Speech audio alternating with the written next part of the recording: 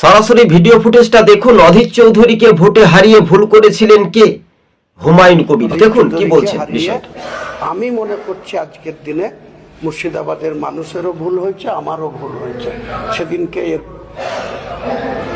পক্ষে ভোট দিতে বলা আর অধীরের হ্যাঁ দর্শক বন্ধুগণ, দেখতে পেলেন, দেখুন হিন্দু মুসলিমের উভয়ে যে একটা দাঙ্গা লাগিয়েছিলেন হুমায়ুন কবির, এই কথাটি বলেছিলেন, অর্থাৎ তৃণমূল নেত্রী মমতা ব্যানার্জিকে খুশি করার জন্য। এবং মুর্শিদাবাদে 3 আসনেই তৃণমূলের একটা এফেক্ট ফ্যাক্টর পড়ে গেল।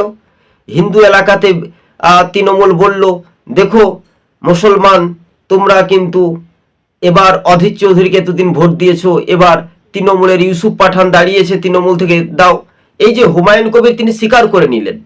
এই কথাটি যদি না বলতেন তাহলে অধীর রঞ্জন চৌধুরী ভোটে হারতো না। আপনাদেরকে সেই ফুটেজটা নিশ্চিন্তে আমরা দেখালাম।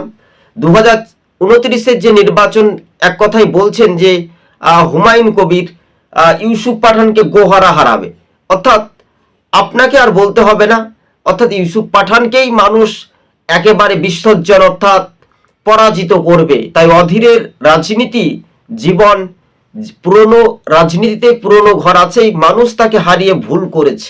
দেখুন প্রতিটি থানা, যেমন নবগ্রাম বিধানসভার মানুষ অধীর রঞ্জন চৌধুরীকে একসময় বিধায়ক হিসেবে নির্বাচিত করেছিল। অধীর চৌধুরী ঘনিষ্ঠ এক কংগ্রেসের অর্থাৎ কাউন্সিলর, পৌরসভা বহরমপুরের হিরু হালদার তিনি প্রার্থী হবেন। তবে এই বিষয়টা নিয়ে তৃণমূলের মধ্যে একটা নাজেহাল আকুপাকু করছে।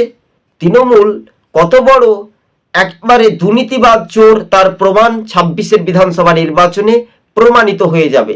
তাই হুমায়ুন কবির শেষ পর্যন্ত ভোটে জিততে পারবে কি পারবে না, সেটা তৃণমূলের কি ভোট কাটবে না শাসক দলেরকেই চাপে ফেলবে, এই নিয়ে উঠেছিল রাজনৈতিক মহলে বড় প্রশ্ন।